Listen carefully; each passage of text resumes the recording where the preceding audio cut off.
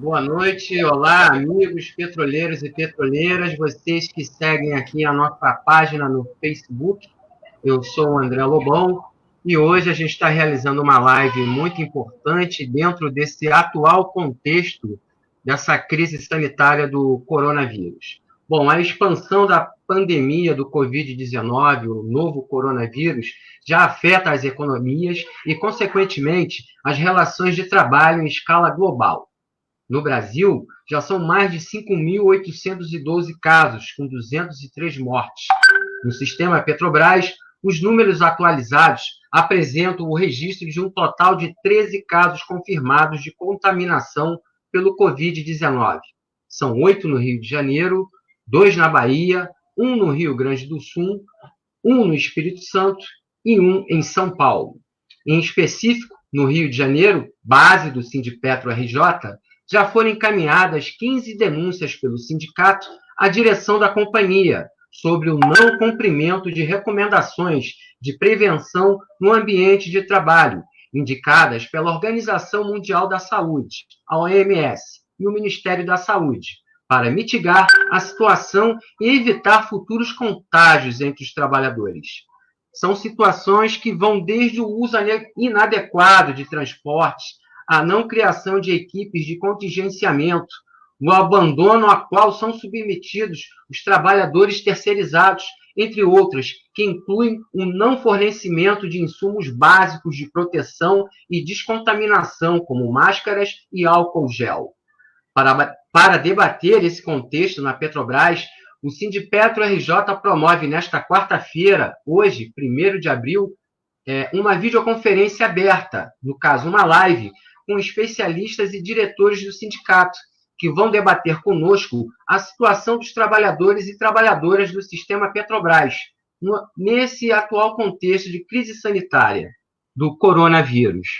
A nossa sala está sendo formada pelo professor da Universidade Federal do ABC, Marcelo Augusto Cristofoletti, biólogo com mestrado em Fisiologia Humana, Ricardo Bogado, geólogo e diretor do Sindipetro RJ, Lilian Vieira, médica do trabalho do Sindipetro RJ, e Tiago Amaro, administrador, sociólogo e diretor do Sindipetro RJ. Então, vamos começar agora esse papo. Eu vou abrir primeiro com o Bogado. Boa noite, Bogado. Bem-vindo aqui a essa live, a página do Sindipetro RJ. Tudo bem? Boa noite, Tom. Boa noite, Marcelo, Lilian, Thiago. Boa noite a todos que estão participando dessa live. E hoje o nosso interesse aqui, nosso intuito é comentar algumas ações que o Sindipetro RJ está fazendo com relação a essa pandemia do coronavírus. Nós participamos do núcleo de organização do trabalho, do qual fazem parte a saúde e o jurídico. Hoje nós somos 12 diretores, sendo 3 funcionários específicos na área da saúde. O que tem de bastante interessante para comunicar é que nós temos também atualmente uma parceria com o pessoal do SEST, do Centro de Estudos em Saúde do Trabalhador e Ecologia Humana, que faz parte da Escola Nacional de Saúde Pública Sérgio Aroca, da Fiocruz. Essa proximidade com os colegas do SEST tem nos levado a formar novas discussões políticas e ideias sobre assuntos diversos ligados à categoria petroleira. As questões de assédio, as questões de doenças do trabalhador, etc. Nesse momento, a situação está totalmente voltada para a questão do coronavírus. E, baseado nisso, formamos um grupo em Zap para discussão através de teleconferência sobre o documento que foi emitido pelo Ministério Público do Trabalho, a ANP, o IBAMA, a Anvisa, que foi chamado de Operação Ouro Negro. Esse documento de Operação Ouro Negro, ele traz algumas recomendações desses órgãos para, especificamente, a indústria do petróleo. Então, baseado neles, estamos verificando que itens da Petrobras, que itens da empresa está realmente cumprindo ou se está exercendo da sua forma mais transparente e mais correta o que foi indicado por esses órgãos de competência nacional. Então, nesse sentido, já temos reunião com o MPT, provavelmente o colega o Tiago vai se relatar sobre isso, e nós vamos, através do convite ao Marcelo e à Lília, entrar em alguns pontos específicos ligados à questão do coronavírus, como a questão das CATs, a questão também dos testes que estão sendo realizados, ou que podem ser realizados para os colegas, né, embarcados e do administrativo. Uma outra questão importante é a questão das CIPAs, que nesse momento elas não estão sendo ativas por conta do distanciamento social que nós estamos tendo, dessa questão de estarmos em casa e não estando podendo estar presentes para poder participar. Dessa forma, nós estabelecemos um grupo de Zap nesse momento, que é o grupo do Fórum das CIPAs, onde os cipistas de todas as unidades da jurisdição do Sindipetro RJ podem participar e, dessa forma, a gente interagir de uma forma melhor com relação às dúvidas que existem em cada unidade, os problemas, as denúncias que eventualmente existam nessas unidades e que podem ser relatadas nesse grupo para que a gente possa discutir amplamente e até levar para os órgãos competentes de denúncia. Levando em conta que já é uma atividade nossa de CIPA, do Sindipetro, estar presente em todas as CIPAs de plataformas. A gente tem cumprido o calendário que a Petrobras colocou para todos nós, para a participação nas plataformas do Campo de Búzios, e isso nós temos cumprido religiosamente. Então, dessa forma, a atuação nossa está direcionada tanto para essa operação conjunta com medidas relacionadas à pandemia, junto com o pessoal especializado, altamente técnico da Fiocruz, e junto do pessoal da Fiocruz não tem só esses colegas, também tem algumas universidades, alguns participantes de universidades, como é o caso do Marcelo Cristofoletti e outros colegas, e dessa forma a gente consegue ter um embasamento bem mais fortificado para conversar com a empresa. Enfim, eu acho que era isso que eu queria colocar nesse primeiro momento, de forma genérica, sobre a atuação do nosso núcleo de saúde e o que nós estamos envolvidos no momento para resolver as questões do trabalhador.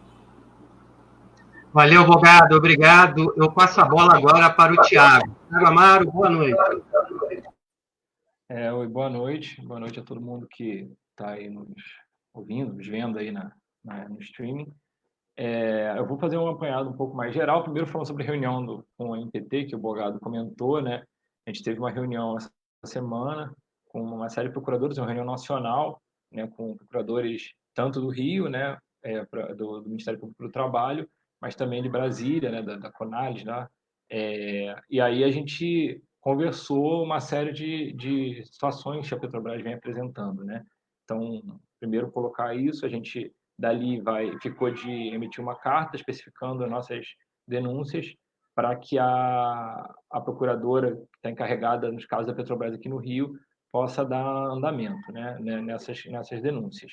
Então, para mostrar que a gente está agindo, né, além de notificar a empresa, a gente tem, desde o começo, tentado fazer cartas e ofícios para a empresa. Inclusive, é importante, às vezes, as pessoas não chegaram a ter conhecimento, né? A gente tem lá no nosso site do Sindipetro, tem todas as cartas, a gente emitiu uma série de cartas para a empresa, solicitando orientações para enfim, para a força de trabalho, né? E, às vezes até o pessoal fala, pô, mas o sindicato, às vezes falar porque é terrorista, porque não sei o quê, porque quer pedir demais, mas na verdade, se você for ver, nossas cartas são até bem detalhadas e bem mediadas no sentido de solicitar as medidas necessárias para a garantia da vida dos trabalhadores, que deveria ser o que está em primeiro lugar, e que não tem sido no caso da Petrobras.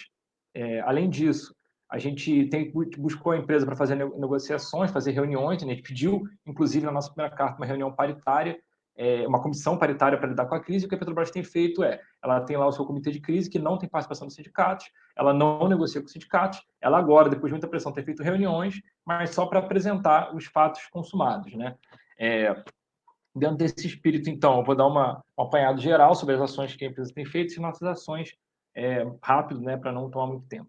Primeiro, tem a questão dessa negociação de contingência, como a gente falou, a empresa, hoje, o setor de petróleo, ele é um setor tido como essencial, e a empresa tem usado essa prerrogativa para manter a operação, o que não há um problema nisso. A questão é que a empresa, ela, ao invés de resumir a sua operação ao mínimo necessário, a garantia do essencial, né, que é isso que a gente está colocando, que é essencial para o abastecimento interno, evidentemente, é um serviço essencial, significa que é a garantia do GLP para as pessoas, que é a garantia dos combustíveis para as ambulâncias, combustíveis fósseis para funcionamento do mercado interno, né, do abastecimento interno, e, na verdade, o que a empresa tem implementado não é isso, ela está mantendo a força de trabalho para manter a produção no máximo possível em termos mercadológicos, né? Então, hoje, ela até está aplicando uma espécie de redução, mas é por motivos de mercado e não para garantia da vida, não para proteger as pessoas. Então, em relação a isso, né, a Petrobras ela fez uma extensão dos embarques dos trabalhadores para 21 dias de embarque, né, de tempo embarcado. Só que o problema é que, quando ela fez isso, ao invés de ela dar uma folga também maior, o que ela fez, na verdade, foi reduzir a folga. Hoje, a pessoa tem 14 dias de folga, os embarcados, e 7 dias de uma quarentena, né, que inicialmente a Petrobras colocou no isolamento de hotel, e que foi uma série de confusões, inclusive, que o sindicato denunciou. Por exemplo, hotéis que não tinham quantidade de refeições que deveriam ter pela própria nota técnica, hotéis que eram de uma qualidade ruim, hotéis que não tinham álcool gel para que as pessoas pudessem fazer lá, manter a condição de higiene, então de precaução, né, já que é uma situação de isolamento. Né? Recentemente, algumas pessoas ainda estão isoladas em hotel. A gente teve uma notícia de uma pessoa que precisou de atendimento odontológico, a Petrobras não proveu esse atendimento, a pessoa está no isolamento, em tese, para embarcar em tempo disponível, e ela não proveu esse atendimento aí odontológico, mesmo que fosse a distância, né, para a pessoa poder colocar. Então, ela ficou numa situação que até a própria profissional da Petrobras falou que se ele sai do hotel para ir se tratar em outro lugar, rompe o isolamento. Mas se ele fica, ninguém dá atendimento. Então, esse tipo de coisa foi acontecendo e a Petrobras iniciou um isolamento domiciliar. Bom, então, eu tenho que ir rápido, porque eu não posso ficar muito tempo em cada item, mas então teve esse ponto, e além disso, a Petrobras, a garantia, o ganho que se teria com esse maior tempo embarcado, que seriam os 7 dias de hora extra e o tempo de isolamento em hora extra, a Petrobras postergou o pagamento de hora extra. Então, o principal item, né, de prevenção, que seria o isolamento e a diminuição, portanto, das pessoas em risco, que seria a diminuição de pessoas a bordo e pessoas em turno, né, no caso dos terminais e das refinarias, a Petrobras, na prática, não implementou. Ela está implementando por força de mercado, né, porque a demanda diminuiu, mas não por preocupação com a saúde.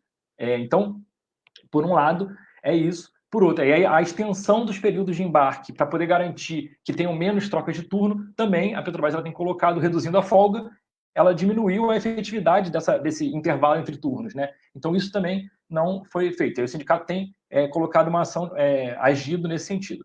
E os turnos também, a Petrobras ela fez uma mudança dos turnos para colocar 12 horas de trabalho, então o embarque é 21 embarcado, 14 de folga e 7 de quarentena. Antes era, para quem não sabe, 14 embarcado e 21 de folga. Agora, os turnos estão em 12 horas ao invés de 8, o que poderia até ser uma medida positiva. O problema é que a Petrobras ela tem alterado as tabelas de turno, né? Então, tem casos como, por exemplo, o CNCL, que tem um turno um dos turnos fica de sobreaviso e não recebe sobreaviso, né? Trabalho na verdade de 14 em 14 dias. Fechando um pouquinho mais sobre a minha ideia para poder acelerar. A gente tem um outro problema com a Petrobras, que é a emissão de CAT, né? O próprio documento Ouro Negro, que o Bogado comentou, ele diz, né, no item O, se não me engano, vou até pegar aqui para poder ler especificamente como é que ele fala, ele coloca que a emissão de comunicação de acidente de trabalho, CAT, em caso de contaminação do trabalhador pelo coronavírus a bordo. Isso é uma recomendação do documento Ouro Negro que ele citou. E a Petrobras até hoje não emitiu nenhuma CAT nas plataformas do Rio de Janeiro. E nós já tivemos casos da P74, por exemplo, de gente desembarcada com suspeita. Nós tivemos outros casos que nós também denunciamos de pessoas desembarcadas e que depois foram desembarcadas com suspeita. Nós não ficamos sabendo o que aconteceu, a gente sabe de gente no isolamento que teve que sair por suspeita.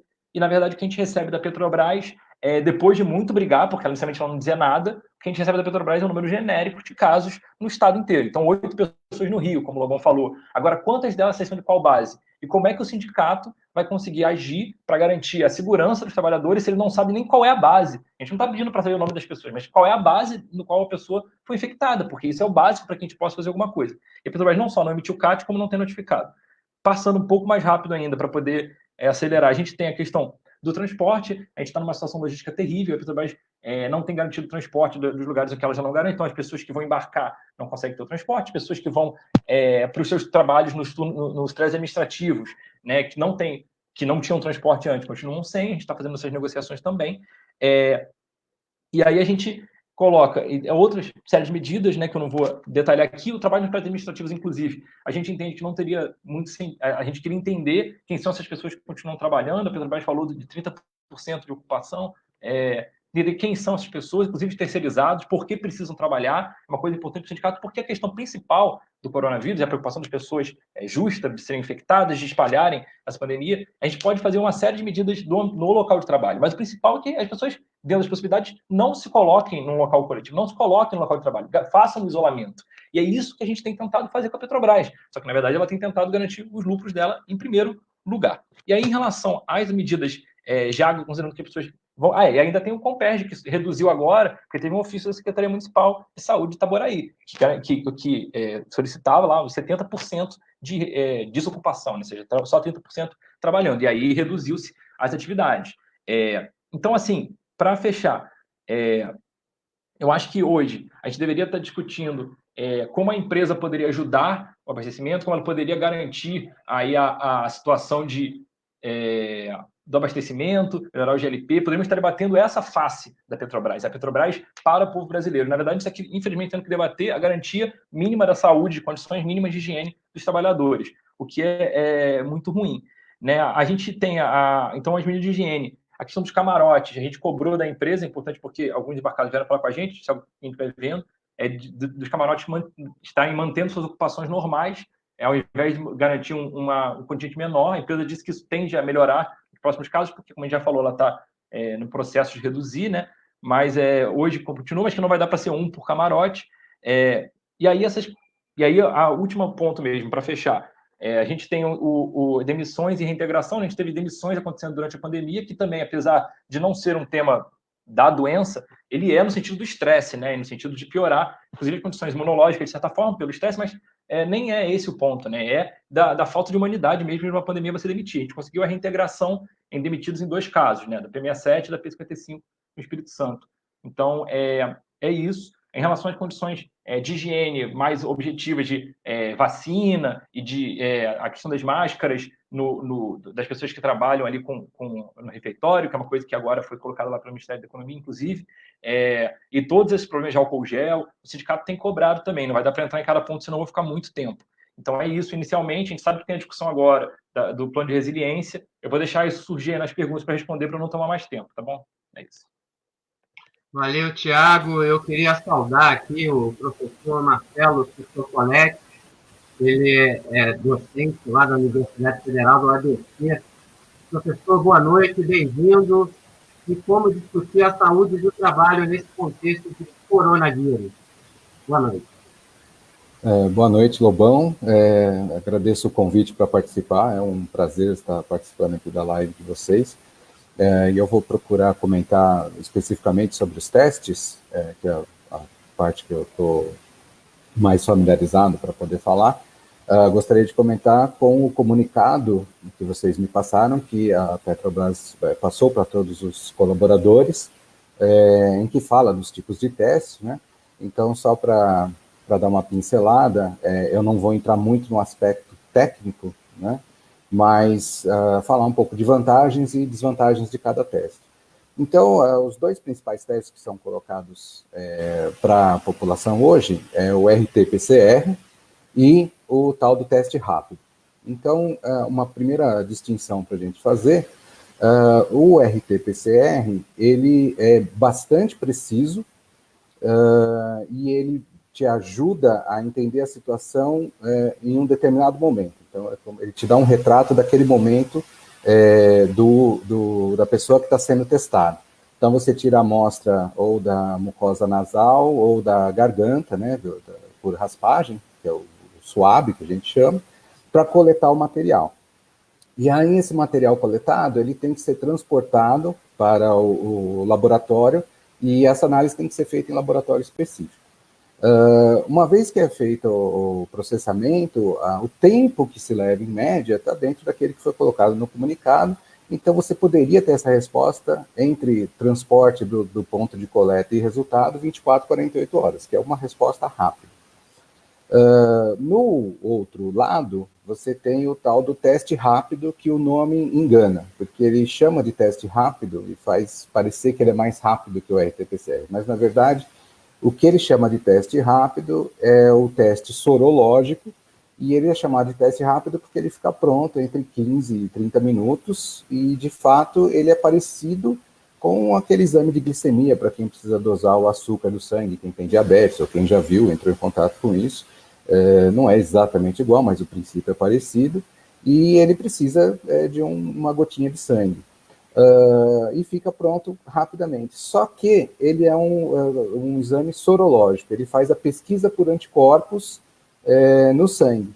Isso significa que, se você tem anticorpos presentes, é porque você já teve contato com o vírus. Então, ele é um retrato para o passado, e não um retrato para o presente, diferentemente do RT-PCR. Daquilo que a gente teve a oportunidade de discutir anteriormente, a gente tem duas situações, pensando nos colaboradores que vão trabalhar embarcados.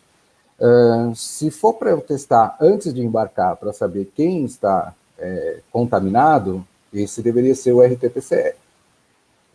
O teste sorológico, que seria o teste rápido, no momento do embarque, ele tem uma alta probabilidade de te dar falso negativo. Significa que você faz o teste dar negativo, só que você está contaminado. Mas você está num período de incubação que ainda não produziu os anticorpos. Então esse teste não serve para nada? Não, ele pode ser interessante se você fizer esse teste no momento de que você está voltando, né? Está desembarcando, para saber se você teve contato com o vírus, se você foi um paciente assintomático, e aí você desenvolveu os anticorpos, e eles estão presentes ali e você nem ficou sabendo que pegou. Então, ele também tem a sua utilidade para controle, né?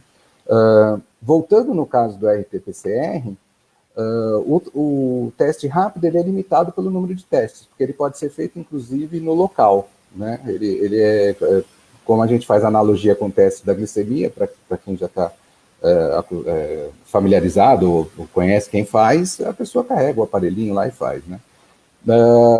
O RT-PCR exige que a amostra seja enviada para o laboratório. Então, não importa quantos testes você consiga disponibilizar, você pode ter 50 mil testes disponibilizados do RT-PCR. Se o laboratório que vai fazer o exame só consegue processar 400 amostras por dia, significa que não adianta chegar a 50 mil amostras, porque vai levar mais tempo. Embora a reação seja rápida, ela é limitada pelo número de equipamentos que fazem essa reação. Então, vai depender muito da rede de laboratórios credenciados e da capacidade de resultado que eles podem colocar. Então, só para citar um exemplo para vocês, eu estou aqui em São Paulo, então, falando de São Paulo, isso está sendo amplamente divulgado na mídia. O Instituto Adolfo Lutz está fazendo os testes, inclusive para a vigilância aqui da cidade de São Paulo. Eles têm capacidade de fazer 400 testes por dia. Eles começaram atendendo bem a demanda, mas hoje já tem uma fila de mais de 10 mil testes, porque eles só conseguem fazer 400 por dia. Então, aquilo que parece ser um teste bom, porque ele vai te dar um retrato de quem está infectado ou quem não está infectado, e isso é bom, porque você consegue discriminar bem, a probabilidade dele te dar um falso negativo é muito mais baixa, mas você fica muito mais limitado, porque depende da infraestrutura e da rede de laboratórios que conseguem realizar esses testes, de quantos testes eles conseguem processar por dia, e se eles vão estar sendo só dedicados para processar esses testes que estão vindo dos colaboradores da Petrobras, ou se eles fazem parte de uma grande rede, inclusive junto com o Ministério da Saúde, porque a prioridade é testar aqueles pacientes sintomáticos. E uma vez que você vai testar pacientes sintomáticos e os casos mais graves, para poder triar, para poder saber se a pessoa tem coronavírus ou se é uma outra gripe ou alguma outra doença respiratória, para poder fazer o manejo correto do paciente. Então, não é só o número de testes, mas também depende da infraestrutura disponível e quantos testes você consegue rodar por dia. Acho que isso é importante saber quando fala do RT-PCR. Já para o teste sorológico ou o teste rápido, esse depende só do número de testes, ele não precisa de um outro equipamento mais sofisticado. Então, acho que essas são as duas considerações importantes para se falar sobre esses testes e o momento em que eles devem ser aplicados, se a gente pensar no contexto dos colaboradores que trabalham embarcados particularmente. Essa é a principal mensagem que eu gostaria de passar, mas eu vou ficar aqui à disposição para tirar qualquer dúvida que vocês possam ter. Obrigado, professor Marcelo. A gente abre agora para a doutora Lilian Vieira, médica do trabalho, atuante aqui no Sindipetra RJ. Boa noite, doutora. E como é que fica a questão das CATs? Boa noite, Lobão. Boa noite a todos os nossos ouvintes, os palestrantes de hoje. Então, questão das nossas CATs. A gente está diante de uma pandemia, diante de um vírus que tem uma velocidade de contaminação extremamente elevada, e a gente tem justamente que cuidar de que essa disseminação não ocorra de forma tão violenta. Diante disso, nós tivemos alguns decretos, tanto no governos estaduais quanto da presidência, que apenas as atividades essenciais seriam feitas. Bom, então temos aí vários grupos que estão trabalhando, várias pessoas estão trabalhando. Esses trabalhadores que estão expostos, porque já é bastante sabido que a contaminação é feita face to face, cara a cara, através de gotículas da pessoa que possui o vírus para outras pessoas, ou seja, é humano-humano, como é que fica? É ou não é acidente de trabalho? Isso é uma questão que, para proteger as empresas, o governo federal lançou a medida provisória 927, em que ele afirma que não é para considerar como doença ocupacional, nem acidente de trabalho, os casos de Covid-19, a não ser que haja nexo de causalidade. Quando ele coloca isso, para nós, sindicato, que estamos vendo que os trabalhadores estão sendo expostos ao vírus, porque se a recomendação da OMS, a recomendação do próprio Ministério da Saúde é fique em casa para se proteger das infecções, para a gente não ter uma curva muito íngreme num primeiro momento, é acidente de trabalho, sim, porque a pessoa deixou de se proteger em casa para ir para a rua, para ter contato com outras pessoas, contato com superfícies, e a emissão de CAT, ela se faz necessária, sim. Pelo que o Tiago relatou, a gente já teve alguns casos em plataformas que não emitiram a CAT, apesar de terem falado que iriam emitir essas CATs. A CAT, o que vem a ser? Porque a gente costuma falar muito em sigla e, de repente, as pessoas não estão muito familiarizadas com isso. CAT é a comunicação de acidente de trabalho. A comunicação de acidente de trabalho, ela obrigatoriamente tem que ser feita pela empresa, que ao tomar ciência de que houve um adoecimento em função do trabalho, ou um acidente que o trabalhador sofreu, ela tem 24 horas para emitir isso e informar o sindicato daquele trabalhador que houve esse acidente, ou esse adoecimento. Até o momento não fez. E a gente fica bem preocupado com isso, porque quando vai fazer? Caso, né, isso é um item importante, caso a empresa não faça, não existe impedimento nenhum que a CAT seja feita tanto pelo sindicato, tanto pelo médico que atendeu aquele trabalhador, quanto pelo próprio trabalhador. Então, para que serve essa CAT?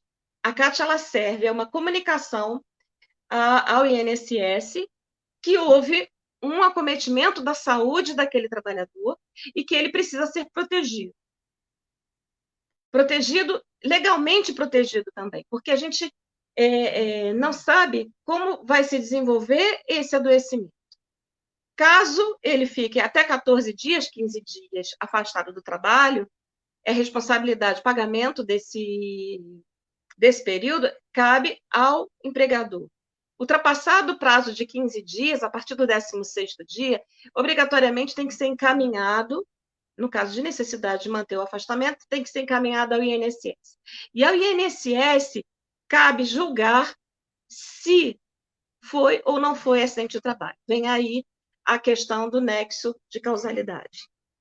Para nós, enquanto sindicato, é bastante claro que uma pessoa que, como todo o resto da população, recebe como recomendação da OMS que fique em sua residência para evitar o contágio, se ela sai da sua casa e se contamina, e passa a desenvolver ou não a doença, é sim acidente de trabalho. Isso nos preocupa, porque é extremamente problemático a gente conviver com a subnotificação. Como é que vai ser a questão desse trabalhador? O que a gente está imbuído é do princípio de... O nosso informe para os trabalhadores teve tosse, teve febre, teve alteração respiratória de qualquer tipo, informe imediatamente o seu empregador e exija dele a emissão da CAT. Não foi emitida a CAT, exija dele o seu afastamento e a emissão da CAT. Caso não aconteça, procure o sindicato para que a gente oriente, para que nós tentamos intervir nisso daí para auxiliar vocês. A gente precisa desse feedback, precisa desse retorno, precisamos saber quem são os trabalhadores que estão adoecendo, que foram contaminados, que foram infectados, para que a gente possa agir. Sem que vocês tragam esse retorno para nós, fica bastante complicado. Não precisa ter medo, ter receio, porque é uma situação que a gente vai viver e vai viver num grande volume. Eu encerro por aqui a questão das CATs, acho que as dúvidas vão surgir e a gente está à disposição para esse bate-papo aí. Valeu, doutora Lilian, obrigado aí pelo esse informe muito importante em relação à questão da CAT. Bogado, eu consegui aqui o documento da Operação Ouro Negro. Tem algum item em específico que você queira dar uma olhada, apresentar aqui, não?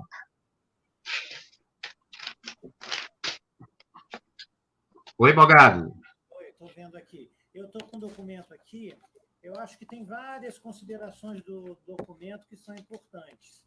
Eu vou compartilhar ele aqui em tela, tá bom? Tá bom, pode ser.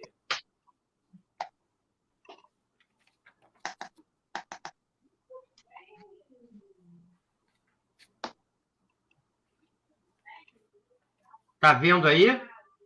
Estou vendo. Eu acho que você podia colocar na página 6, que é a questão das recomendações. Ok. Página 6. Isso. Aqui? Na página 6 é onde a gente encontra as recomendações específicas para operações contingenciadas que as empresas de petróleo devem agir, né?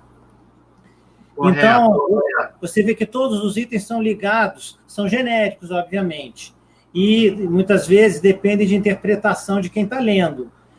Essa é a nossa função de sindicato, de ler esses itens e, na verdade, conseguir passar para o nosso conhecimento de operação. Na questão de estabelecimento de recomendações para procedimento de operações contingenciadas, a manutenção de operação segura, controle dos riscos contendo critérios claros para a decisão da parada de produção, minimização da exposição dos trabalhadores, conduzindo um processo de gestão de mudança para alteração, redução de POB ou outras mudanças necessárias. Treinamento mínimo dos trabalhadores para execução das suas atividades de emergência de forma segura. Veja bem, são coisas bem genéricas, mas que também não se entra no detalhamento de como que essas ações vão ser realizadas. Treinamento mínimo de trabalhadores numa época dessas, em que você tem que ter o deslocamento do trabalhador da sua região de moradia até a região do embarque, e que tipo de treinamento também deveria ser feito, que estão sendo colocados aqui. Enfim, o documento vem com uma série de itens muito genéricos, e que cabe a interpretação da gente, à medida que houverem as denúncias dos trabalhadores, a gente colocar a interpretação do sindicato nesses itens. Então, era bom a divulgação para todo o corpo profissional, para todos os técnicos, todos os profissionais, de forma que eles pudessem entender o que está escrito nessa medida do MPT e se dirigissem a nós para que a gente pudesse ajudar na interpretação desses itens do documento. Eu dei o exemplo apenas aí da página 6, mas você vê que tem vários outros também. Na página 7, se você puder abaixar um pouquinho. Ô, Lobão, se pudesse também citar alguns... No C1, que fala sobre, antes de cada embarque, todos os trabalhadores e demais pessoas que acessarem as instalações deverão passar por uma anamnese básica realizada por profissional de saúde, respondendo em especial se apresentaram nos últimos dias tosse frequente ou febre, além de haver medição individual de temperatura, devendo ser impedido o embarque de casos suspeitos. Eu acho que essa ação já até progrediu. Você viu que saiu um comunicado, que foi comunicado aí pelo Marcelo, que já existe a intenção de fazer os testes. Então, é uma questão de ter esse documento e entender que está evoluindo as questões profiláticas de atendimento aos embarcados, né? Que é o nosso foco principal aqui. Não estou citando apenas alguns desses itens, mas que a gente deve prestar atenção que a interpretação desse documento tem que passar pela situação real do que o trabalhador está passando e, na dúvida, consultar os diretores do Sindicato RJ para que a gente estabeleça a questão do nexo causal, do que está acontecendo com o trabalhador e sua situação específica. Essa, eu acho que é a recomendação que a gente passa. Toda a situação deve ser reportada de forma que a gente entenda a especificidade desse acontecimento. Eu acho que isso que é importante deixar claro. Lobão, eu queria fazer umas observações sobre esse documento também, se puder.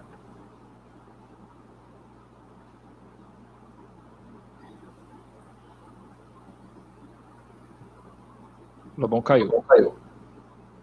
Então eu vou falar, então. Vai falando. Só botar aí para não dar o eco, botar aí no mudo.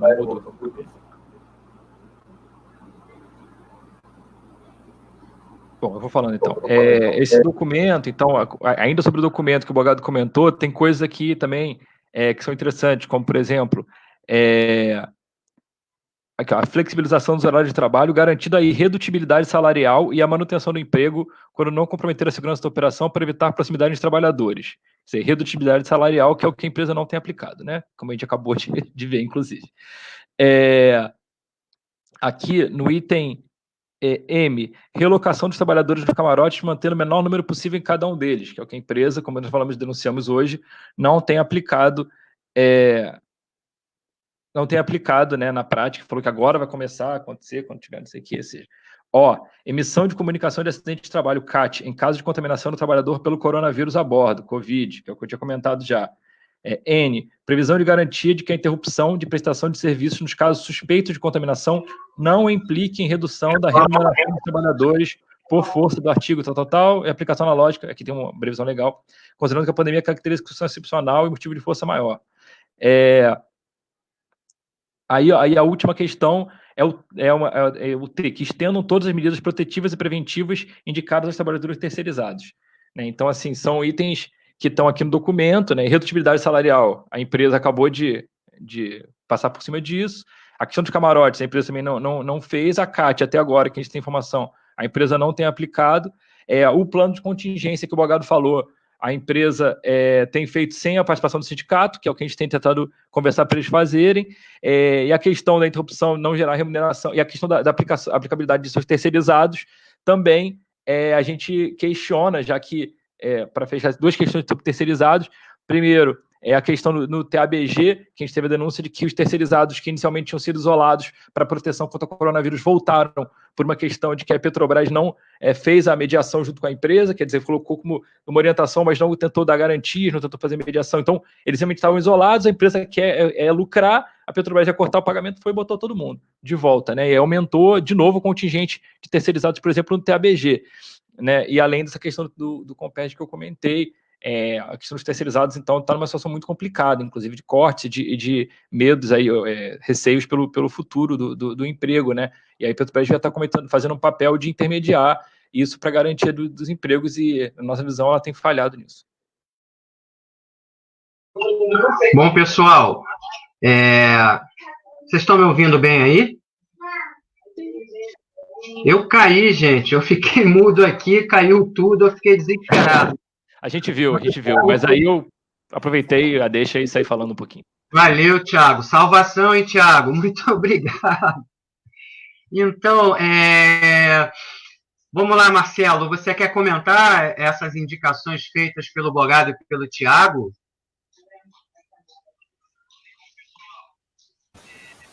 Oi. Não sei, talvez a doutora Lilian possa falar com mais propriedade na questão da parte dos comunicados, que ela já tinha feito uma pontezinha, né? Não sei se é essa parte que você está falando. Ok. Doutora Lilian. Então, até vi ainda há pouquinho uma pergunta a respeito se já tinha tido alguma comunicação, alguma CAT emitida pela empresa. Que a gente tenha conhecimento, não. Ainda não. Mas a gente vai lutar para que aconteça. Caso as pessoas adoeçam, a gente está na torcida para que não haja realmente adoecimento. A gente acha bastante difícil, no nível de pandemia, que deixe de acontecer, mas até o momento, não. O Lobão podia repetir o número de casos que já foram constatados na Petrobras, Lobão? Sim, eu posso informar sim. Eu vou mostrar aqui um informe dado aqui em nossa nota. Só um minutinho, por favor. Até o momento são 13 casos confirmados. São 8 no Rio de Janeiro, 2 na Bahia, 1 no Rio Grande do Sul, 1 no Espírito Santo e 1 em São Paulo. Tem uma pergunta. Oi, Bogado, seu som está baixo. Tem a definição se tem algum embarcado? Não, propriamente não tem aqui um informe que trata dessa questão, identificando se ele é embarcado ou não. A Petrobras ela tem respondido genericamente. É uma das coisas que eu estou falando na minha abertura, que a gente está tentando garantir que ela responda ao menos qual é a base nos casos, né? Mas ela tem respondido de forma genérica, dando por estado a informação. A gente queria saber das bases. Sobre a pergunta ali da Ariane, né, que estava aqui, eu acho que de repente a doutora Lilian pode responder melhor, né? Mas assim, o que eu li da questão do documento Ouro Negro é porque ele é feito, a forma como ele foi escrito, ele debate principalmente a questão do embarcado, mas a nossa reivindicação como sindicato é que a CAT seja para todos os trabalhadores que estejam trabalhando, evidentemente, e que sejam contaminados pelo Covid, né? Aí configuraria centro de trabalho em todos os casos, não é só nos trabalhadores embarcados. A forma como eu li pode ter dado a entender isso, porque o documento que eu estava lendo, que é do Ouro Negro, ele fala especificamente da questão do embarque. Mas eu acho que era importante a doutora me complementar. Isso, vamos lá. Hoje, só há permissão para trabalho das funções essenciais, serviços essenciais. Não existe permissão para que haja trabalho que não seja dessa linha. Então, o nexo de causalidade, ele é subjetivo, porque se você tem que sair da sua casa e se contamina e se infecta, você subentende que existe um nexo de causalidade, sim, porque se você tivesse ficado em casa, você poderia estar protegido. Então, é um serviço, se o serviço está acontecendo, ele se transformou num serviço essencial. E aí, havendo a contaminação, a CAT é importantíssima. Ela tem que ser gerada sim. Bogado, algum informe, alguma complementação em relação a isso? Na verdade, é uma dúvida até para a doutora Lília mesmo, porque fazer uma CAT, você saindo de uma situação do embarque, por exemplo, que a pessoa foi dispensada, se você pode recorrer ao hospital para fazer a CAT, ou mesmo o sindicato pode assumir essa CAT? Pode, porque, veja bem, o trabalhador, ele saiu da sua residência, ele estava rígido, ele estava com a sua saúde em dia, dentro da casa dele. A princípio, ele não se contaminou, tanto é que ele teve autorização para ir ao trabalho, certo? Ele adoece nesse trabalho, então, se houver necessidade, a gente entra na questão dos casos mais graves, porque a gente pede que as pessoas não compareçam aos hospitais, até porque são os locais onde as contaminações estão se aglomerando. Então, ele deve comunicar à empresa, ao setor médico da sua empresa, e a partir daí, a empresa tem que emitir essa CAT. A nossa visão é essa, ela tem que emitir a CAT. Caso não haja a emissão dessa CAT, o sindicato vai providenciar. Mas, para isso, a gente precisa, sim, que a gente tenha a comprovação de que a pessoa teve um teste positivo, que adoeceu, que estava trabalhando. Só reparando... Oi, tá baixo, Bogado. Só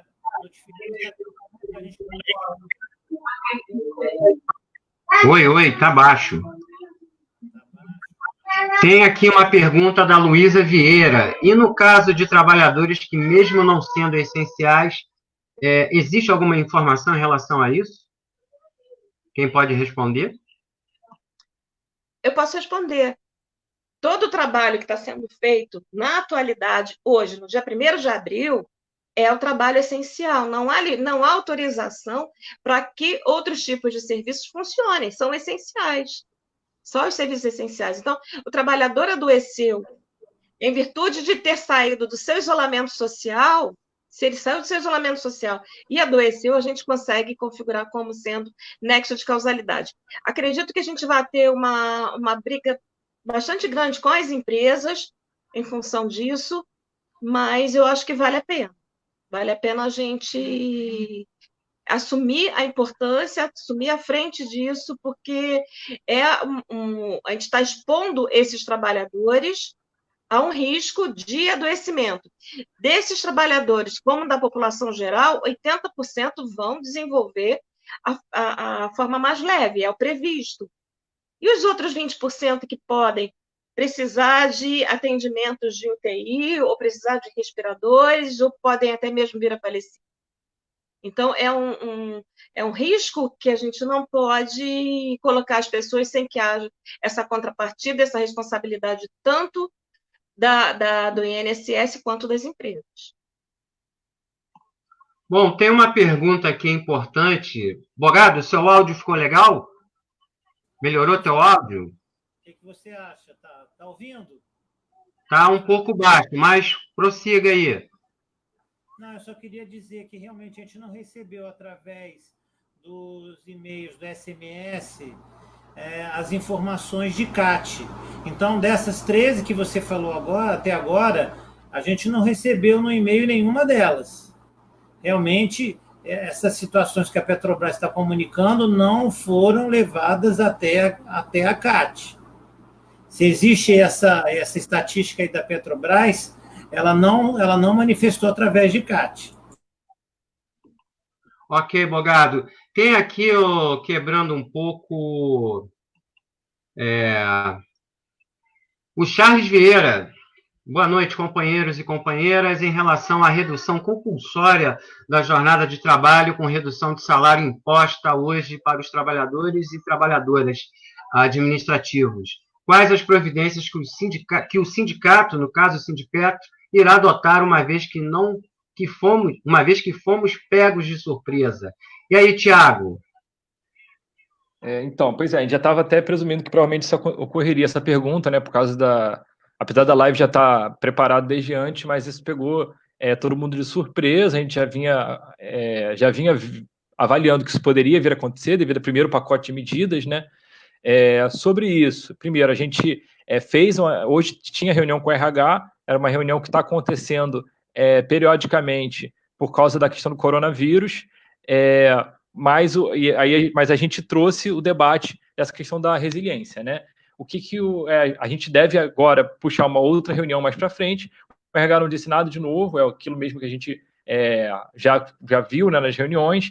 É importante, interessante notar, né, que, primeiro, como todo mundo já sabe, né, que o peão, né, quem não tem carro comissionado, vai ter o salário cortado com essa redução compulsória, e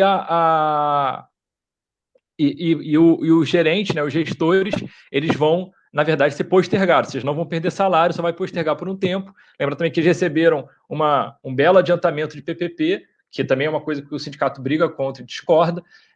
Então, todo esse cenário é completamente... O sindicato, evidentemente, é contra essa medida, né? A gente, inclusive, orienta os trabalhadores, eles tentem registrar de alguma forma sua discordância, para que não fique caracterizado de forma alguma a concordância com esse tipo de medida, por um lado, que, se possível, inclusive, gravem aí as reuniões que forem ter dessas reuniões de alinhamento que estão acontecendo, e a gente já está avaliando as medidas jurídicas. Então, esse é um polo da ação, né? Medidas jurídicas para poder questionar essa medida da empresa. Por outro lado, a gente fez essa cobrança na reunião com o RH, vai tentar ter uma outra reunião ainda essa semana para poder fazer esse questionamento ao RH e ver o que ele traz de novidade sobre isso, porque na nossa visão essa medida está completamente errada. E junto com os trabalhadores, a gente vai fazer amanhã uma reunião estilo assembleia, né, bem uma assembleia, mas é uma reunião virtual com os trabalhadores, aberta para debater medidas. Isso também já estava preparado, porque a gente já vinha com uma série de ataques em relação enfim, a condição de saúde dos trabalhadores, né, e agora que afetou todo esse setor administrativo. E aí, então, também a gente vai divulgar, vai ser amanhã, acho que é 5 horas, não tenho exatamente certo, eu vou pegar aqui o informe certinho até o final. Então, também estamos fazendo isso como uma forma de pressão política, né? Não tem, infelizmente, as negociações com a empresa, apesar de ter feito a reunião hoje e vai tentar fazer uma outra reunião, as mesas de reunião com a empresa têm sido não tem negociação nenhuma, na verdade. A empresa ela vai lá, dá um informe dela, não cede em nada, não negocia nada, não conversa nada e acaba a reunião dessa forma. É isso que tem acontecido, infelizmente. Então, a gente está tendo que apelar e buscar outras formas de interpelação, né? Então, uma forma é a questão judicial e a outra é a pressão política. Então, esses dois polos são os que a gente tem agora colocado. Então, amanhã vai ter reunião da FNP, também para debater sobre ações também em relação a isso, né? E agora, nesse momento, assim, foi uma coisa que a forma como isso foi colocado, a forma como a empresa fez, recente a gente sabia, como eu disse, a gente sabia que poderia acontecer, mas agora que aconteceu objetivamente, então a gente está fazendo nesse momento, fazendo os estudos, o jurídico está lá reunido durante a tarde toda para ver como vai questionar isso, né? Então, hoje, de orientação que a gente tem uma matéria, inclusive, no site do Sindipetro, que fala sobre... sobre isso. Pode ser? Eu posso até colocar aqui agora a matéria, se for Pode colocar, pode. Sim, pode. Sim. A matéria é bem simples. Pode colocar, acho que é bom. Só um momento, por favor. Claro. Inteira.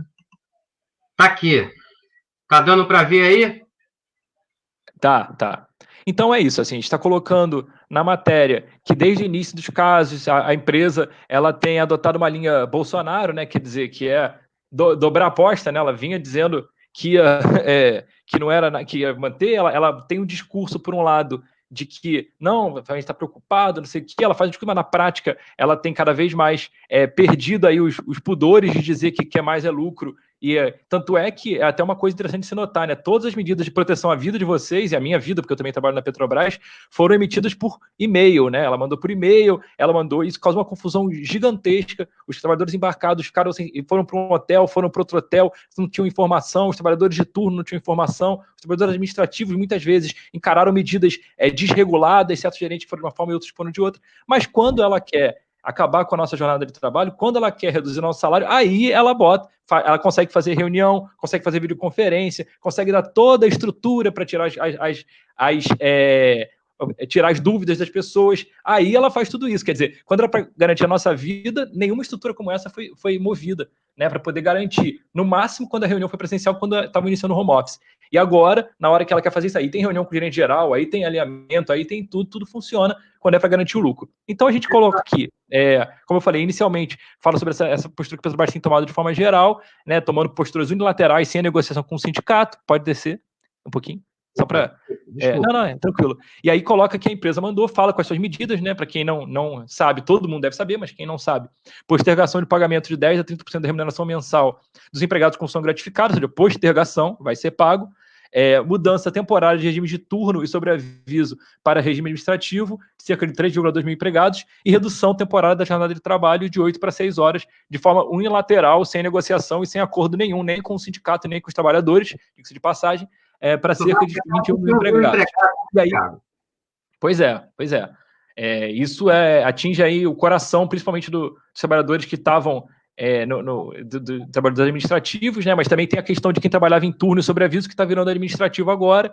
Então, assim, a gente acha que isso é um absurdo. A gente acha que cada vez mais a empresa deixa claro como ela está querendo causar uma desigualdade. A gente viu as notícias da proposta de triplicar o salário, o teto, né, para a remuneração dos administradores, dos gestores, né, da empresa, dos diretores.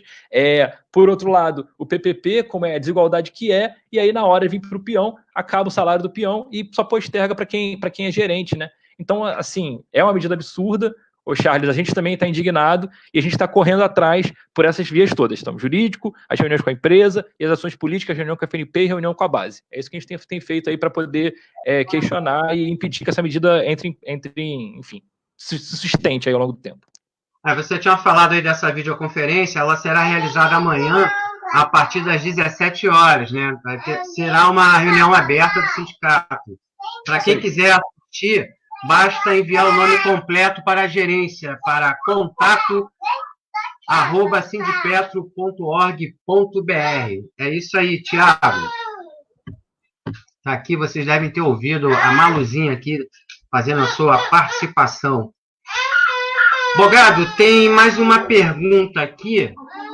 Deixa eu dar uma olhada aqui, voltando à questão do Covid-19. Deixa eu colocar aqui. Maria Juliana Moura Correia, como vocês estão monitorando suspeitos e infectados? Bom, essa pergunta, acho que a gente estava até respondendo com o comunicado que o Marcelo comentou. A empresa está com um roteiro de monitoramento, mas com o empregado na sua própria residência. Acabou aquela questão de ficar em hotel. Ele está sendo monitorado em casa. O problema agora é definir que tipo de teste vai ter que ser realizado para poder fazer esse monitoramento. Acho que é a discussão do momento que nós estamos fazendo. Marcelo, tem alguma coisa a comentar sobre isso? Acho que você estaria mais sabendo mais dessa situação, não? Sim. Olha, o ideal seria poder testar por RT-PCR todos que fossem embarcar.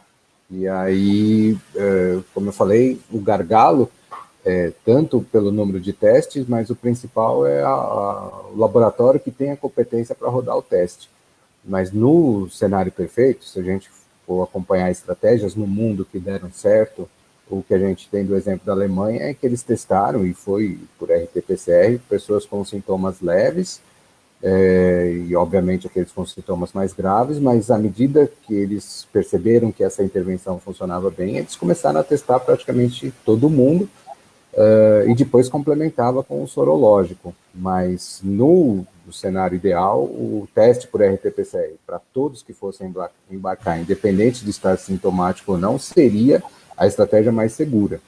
E você tem uma chance pequena de não detectar. Se a pessoa já estiver infectada e for mais de 1, 2 dias, já vai apresentar alguma carga viral que é detectada por essa técnica.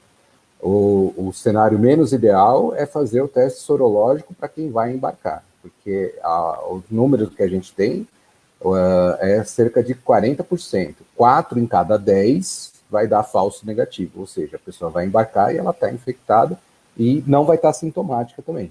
Então, o RT-PCR, desde que ele possa ser feito em 24, 48 horas, é a melhor forma de fazer e no maior número de pessoas possível.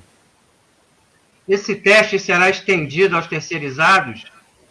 A gente está recebendo muita denúncia de situações de trabalho, aglomerações e tal, que os terceirizados simplesmente estão sendo abandonados. É isso, Tiago, ou Bogado? Tem uma nota de rodapé nesse comunicado aí da Petrobras que fala que os terceirizados devem recorrer às suas empresas. Então, ela deixou bem claro que ela não vai incluir, por medida dela, a questão dos testes. Os testes dos terceirizados deverão ser realizados pelas empresas de que eles participam. Isso está na própria nota do Lotus Notes que foi emitida hoje aí. Tiago, sobre isso? Foi mal, que eu estava procurando aqui no site. Okay. Sobre a pergunta que a Maria Juliana fez, eu não sei se ela estava se referindo à empresa ou ao sindicato, como o sindicato está monitorando os suspeitos e os infectados. Então, assim, hoje a empresa... então, já foi fazendo CAT e será inserido teste rápido. Pois é. Então, hoje a empresa ela não tem noticiado aos sindicatos os casos suspeitos e os casos que são efetivos, depois de muita pressão do sindicato, ela tem enviado ofícios dizendo genericamente quantos infectados tem. Então, ela fala assim, que no último ofício ela mandou que tem 8 no Rio de Janeiro. Foi isso que ela disse. E mais nada. Então, assim, da empresa, o que vem é um número genérico por estado. Então, a gente não sabe nem se os 8 são da nossa base, da base do Norte Fluminense, da base de Caxias, nós não temos ideia. Eu sei que tem um especificamente do Senado, mas eu sei por outros meios, não porque a empresa me informou. Então, assim, não tem essa informação. Isso, então. Eu entendi o que você perguntou, pois é. Então, então, essa informação não está vindo oficialmente para a empresa. O que nós temos feito como sindicato? Primeiro, cobrar a empresa. Segundo, cobrar via MPT a empresa, que a empresa fazer essa denúncia que a gente está fazendo também é o Ministério Público do Trabalho, para que ele cobre da empresa. E terceiro, abrindo o canal de denúncia, né? Então a gente tem uma matéria, já fez uma matéria, inclusive, sobre denúncias. Quando vem a denúncia para a gente emite. Então teve um caso que eu cito bastante, porque é o que eu lembro de cabeça, da P74, tinha uma pessoa a bordo que estava com coriza e tinha acabado de voltar no exterior, isso bem no começo mesmo. A gente botou num ofício, enviou para a empresa desembarcou. A gente recebeu informação depois que a empresa desembarcou o cara em 1, 2 dias depois do ofício enviado.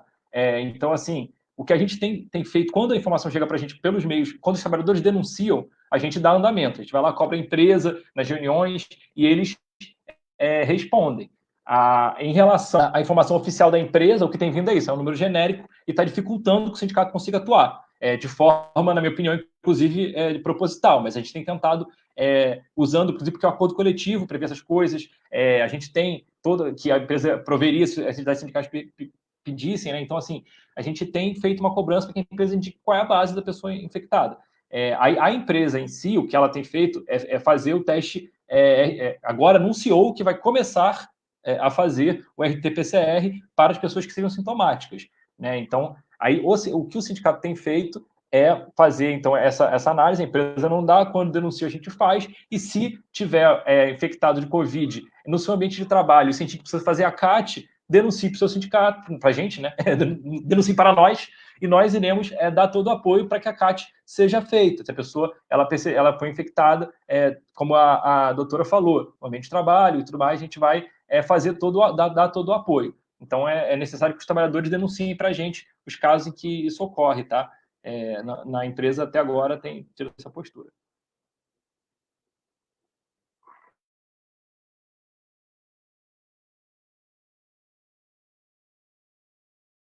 Inclusive, sobre esse tema, já que ficou um silêncio, é interessante porque, assim, na verdade, o RT, como é que acabou se transformando, né? A empresa está colocando RT-PCR nos sintomáticos e ela ainda não está deixando isso claro. Mas, assim, o que dá a entender que daqui a pouco vai ter gente sintomática embarcando, né, com o teste. Que, na verdade, que era para ser uma medida de proteção, se torna uma medida de vulnerabilização, porque na visão do sindicato e na visão do mínimo razoável, e eu espero que a empresa esteja com essa ideia também, porque ela não escreveu isso explicitamente, quem está sintomático não tem que embarcar, certo? E aí a gente pode se prover o teste para as pessoas para saber, ter certeza se tem ou não tem. Aí é uma questão da saúde da pessoa. Agora, quem não pode embarcar e não pode trabalhar, não pode ir para o trabalho, né? Quem está sintomático tem que ser liberado de qualquer ação de trabalho. Tudo que a gente está debatendo aqui de teste é para os assintomáticos. Porque quem é sintomático não é nem para embarcar, não é para trabalhar, não é para estar em lugar nenhum, é para estar em repouso para poder verificar o que vai acontecer.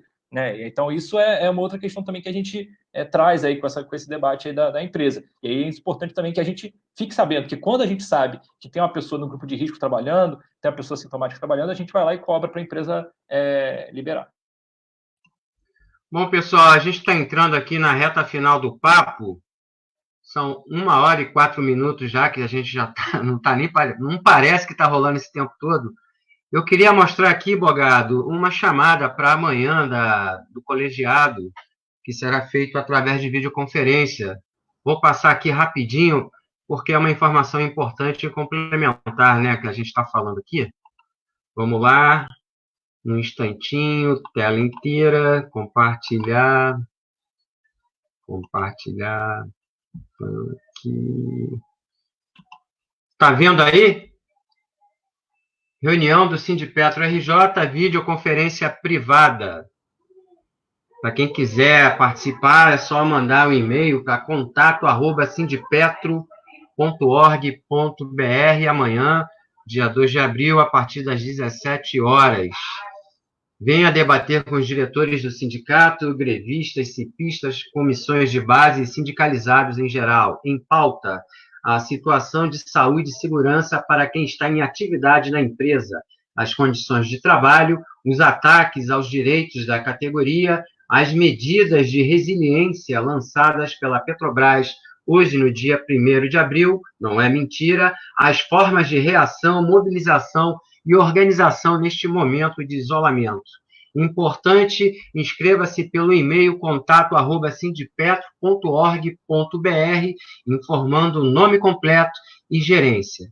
É isso aí, pessoal. Eu queria agora entrar na parte final desse bate-papo, desse encontro muito importante, muito informativo, sobre essa questão da saúde do trabalhador no contexto do coronavírus aqui na Petrobras, e peço as considerações finais de cada um de vocês. Eu começo pelo Bogado. É com você, querido. Então, eu quero agradecer aí ao pessoal que esteve presente com as perguntas, os esclarecimentos, e dizer que nós estamos abertos aí a essas denúncias que porventura ocorram. A gente precisa da denúncia do trabalhador para que a gente possa agir nas questões específicas. Ainda numa consideração com relação às novas medidas de resiliência que a Petrobras divulgou, existe ainda uma situação do pessoal da ativa, que está pagando Petros, e que com esse pagamento de Petros e mais as medidas agora adotadas para a redução de jornada, tem gente que vai ter o seu contra-cheque zerado. Então, não foi uma, nem duas, nem três denúncias que eu recebi hoje. São várias. Então, eu acho que amanhã, durante a live, eu acho que vai ser um assunto também a ser discutido, a possibilidade do Sindipetro entrar também com essa questão da suspensão dos pagamentos do PED assassino para quem está na ativa, já que a questão dos aposentados é resolvida pela Petros. Uma outra coisa que eu gostaria de solicitar é que as pessoas continuem se sindicalizando no sindicato, para participar, para debater os assuntos, participar das lives e até mesmo fazer denúncias pelos nossos e-mails de contato. Aí o Lobão até pode botar aí depois os e-mails de contato com a Força de Trabalho. E deixar claro que todo mundo tem que se prevenir mesmo, façam as medidas profiláticas que são importantes, fiquem em casa, até para a gente poder voltar ao trabalho e lutar mais ainda com relação a todas essas discrepâncias que a empresa está colocando para a gente. Agradeço aí a participação de todos. Marcelo, da Lília e do Tiago. E sua, né, Lembão? Valeu, Bogado. Um abraço. Eu passo agora para o Marcelo Cristofoletti. Professor, fique à vontade. Suas considerações finais, por favor. Eu gostaria de agradecer o convite, em especial para o Ricardo, e colocar à disposição sempre que vocês precisarem. E a minha consideração é: o isolamento é a medida mais eficiente, ela funciona e ela é necessária, e essa briga do sindicato pela testagem, ela é fundamental e ela é importante, porque é a proteção que você, trabalhador, pode ter, na situação em que você está exercendo uma atividade essencial, mas ela também é uma proteção para a sua família quando você volta para sua casa. Então, meus parabéns a essa iniciativa e assim, combater as fake news é a melhor maneira de passar por essa crise, né? E a Petrobras vai ter que entender que a realidade mudou, não é só uma coisa temporária, então é importante esse trabalho do sindicato. Se ela não toma consciência própria, é o sindicato que tem que ajudar ela a tomar consciência. Obrigado. Professor, aproveitando aqui a pergunta da Luísa Vieira, o senhor pode responder quais as formas de evitar o contágio nos locais de trabalho? Luísa, as formas são as mesmas que já vêm sendo colocadas, né? Você, sempre que possível, lavar as mãos com água e sabão, que é até mais eficiente do que o álcool gel. O álcool gel, eu não sei por que a mensagem acabou passando errado, que o álcool gel é melhor. Água e sabão é o melhor. Quando você não tem a disponibilidade de água e sabão, é fazer a utilização do álcool gel, né, em intervalos regulares, e manter o ambiente bem limpo, né? Então, se você está dividindo espaço, a sua estação de trabalho, o local onde você está trabalhando, da maneira do possível, a solução com hipoclorito tem se mostrado bastante eficiente também. Não ficar esfregando álcool gel na superfície de trabalho, aí o hipoclorito funciona melhor.